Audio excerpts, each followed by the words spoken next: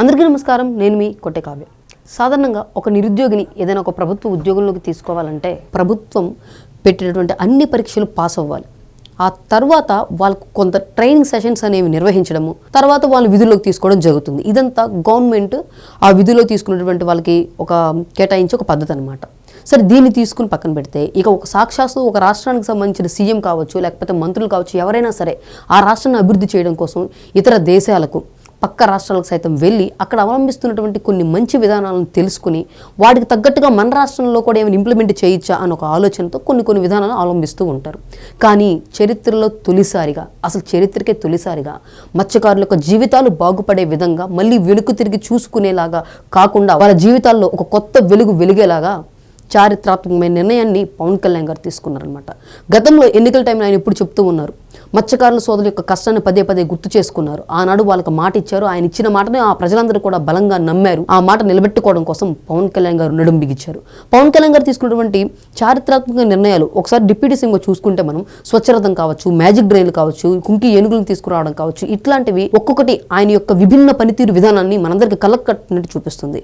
ఇప్పుడు తాజాగా ఇదే మత్స్యకారుల యొక్క జీవితాలకు సంబంధించి ఆయన ఒక చారిత్రాత్మక నిర్ణయం తీసుకున్నారు. అదేంటంటే పవన్ కళ్యాణ్ గారు ఎమ్మెల్యేగా ప్రాతినిధ్యం వహిస్తున్నటువంటి పిఠాపురంలో అక్కడ ఉన్నటువంటి కొత్తపల్లి మండలం నుంచి దాదాపు 60 మంది మత్స్యకారులను ఒక 2 బృందాలుగా విడతీసి వాళ్ళకు ఒక 2 బస్సులను ఏర్పాటు చేసి మన పక్క రాష్ట్రాలైనటువంటి తమిళనాడు, అదే విధంగా కేరళ ప్రాంతాలకు పంపించడం అయితే జరిగిందనమాట. ఇది ఈ సోమవారం జరిగిన విషయం అనమాట. ఇక అక్కడికి వెళ్ళినటువంటి ఈ మత్స్యకార సోదరులు తమ అభివృద్ధికి ఉపయోగపడేటటువంటి ప్రపంచ స్థాయి అధునాతనమైనటువంటి విధానాలను సైతం తెలుసుకునేందుకు, నేర్చుకునేందుకు ఈ ట్రైనింగ్ సెషన్కి అయితే వాళ్ళు వెళ్ళడం జరిగిందనమాట. ఈ ట్రైనింగ్ సెషన్లో వాళ్ళు నేర్చుకునేటటువంటి, అదే విధంగా తెలుసుకునేటటువంటి అంశాలు ఏంటంటే డీప్ సీ ఫిషింగ్, అదే విధంగా సముద్రంలో వాడేటటువంటి సేఫ్టీ టెక్నాలజీ అంటే GPS ట్రాకింగ్ కావచ్చు, సెన్సార్ సిస్టమ్స్ గురించి కావచ్చు, fishing marketing, international trading models, తక్కువ ఇంధనంతో అధునాతనమైనటువంటి టెక్నాలజీని ఉపయోగించి ఈ బోట్లను ఎలా నడపాలి అని చెప్పని అనేక అంశాలపై ఈ 60 మంది మత్స్యకారులు ఈ తమిళనాడు, కేరళలో కొత్త విధానాలను నేర్చుకుని వస్తారనమాట. ఇక దీని ద్వారా వాళ్ళ జీవితంలో వచ్చేటువంటి సంచలనమైన మార్పులు ఏంటంటే, ముఖ్యంగా మనం చెప్పుకుంటే ఒక మత్స్యకార సోదరుడు సముద్రంలో చేపల వేటకు వెళ్ళినప్పుడు తిరిగి వస్తాడా లేదా, వస్తే ఎటువంటి పరిస్థితుల్లో అతను వస్తాడు, ఇలాంటి ఎన్నో అనుమానాలతో ఆ కుటుంబాలు అల్లాడిపోతుంటాయి. అదేవిధంగా కొంతమంది మత్స్యకార సోదరులు ప్రమాదవశాత్తు చనిపోయినటువంటి దుర్ఘటనలను మనం ప్రతి సంవత్సరం కూడా చూస్తూనే ఉంటాం.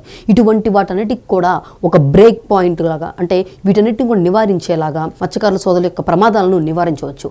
అదేవిధంగా అధునాతనమైనటువంటి ఈ టెక్నాలజీని ఉపయోగించి మార్కెటింగ్ నేర్చుకోవడం వల్ల వాళ్ళ యొక్క ఆదాయం రెట్టింపు అవుతుంది, ఇంధన ఖర్చు తగ్గుతుంది, మత్స్యకారుల కుటుంబాలకు వాళ్ళ యొక్క జీవనోపాధికి ఒక స్థిరమైనటువంటి పెరుగుదల అనేది ఏర్పడుతూ ఉంటుంది. నిజంగా ఈ కాన్సెప్ట్ ఏదైతే ఉంది, ఈ అవగాహన కార్యక్రమం మత్స్యకారుల కోసం చేస్తున్నటువంటిది సక్సెస్ కనుక అయితే ఈ 60 మంది కూడా తిరిగి మన స్వస్థానానికి కనుక వస్తే వీళ్ళు ఆ తర్వాత తరం ఎవరైతే ఉన్నారో వాళ్ళందరికీ కూడా ఒక గురువులుగా అయితే అవుతారు. అంతేకాదు సాక్షాత్తు మన ఆంధ్రప్రదేశ్ తీరరేఖ ప్రాంతంలో ఉన్నటువంటి మొత్తం మత్స్యకార కుటుంబాలకు సైతం ఇది ఒక కొత్త వెలుగులను అయితే తీసుకొస్తూ ఉంటుందన్నమాట. అయితే పవన్ కళ్యాణ్ గారు ఇటీవల పిఠాపురం వెళ్ళి వీళ్ళొక సమస్యల గురించి ఒక పెద్ద బహిరంగ సభ పెట్టి మరి మాట్లాడటము, 100 రోజుల్లో ప్రణాళికను అయితే సిద్ధం చేస్తానని చెప్పడం జరిగింది. అంతేకాదు ఈ ఉప్పాడ తీరరేఖ సమస్యపై ప్రత్యేక దృష్టి పెట్టానని చెప్పడము, సముద్ర కాలుష్యంపై శాస్త్రీయ పద్ధతుల్లో అవలంబిస్తానని చెప్పడము, వీటన్నిటితో కలిపి ఒక 100 రోజుల ప్రణాళికలు ఏర్పాటు చేస్తున్నాను అని చెప్పని అయితే ఏదైతే చెప్పారో దానికి తగ్గట్లుగానే ఈ కార్యక్రమాన్ని అయితే తీసుకున్నారు. మొత్తానికి పవన్ కళ్యాణ్ గారు తీసుకున్నటువంటి ఈ చారిత్రాత్మక నిర్ణయంతో భవిష్యత్తులో మన రాష్ట్రంలో ఉన్నటువంటి లక్షలాది మంది మత్స్యకారుల యొక్క జీవితాల్లో ఒక కొత్త వెలుగులైతే తీసుకురాబోతుంది అనమాట. సో ఫైనల్ గా పవన్ కళ్యాణ్ గారి యొక్క పరిపాలనా విధానం ఎలా ఉందంటే ప్రజల యొక్క జీవన విధానాన్ని మెరుగుపరచడం, వాళ్ళ యొక్క అభ్యున్నతికి కృషి చేసే విధంగా ఉంది అనటంలో ఎలాంటి అతిశయోక్తి అయితే లేదు. సో ఈ వీడియో కనుక మీకు నచ్చినట్లయితే లైక్ చేయండి, షేర్ చేయండి. పవన్ కళ్యాణ్ గారు తీసుకున్నటువంటి ఇలాంటి చారిత్రాత్మకమైనటువంటి నిర్ణయాలపై మీ అభిప్రాయాన్ని కామెంట్ రూపంలో తెలియచేయండి. Thank you.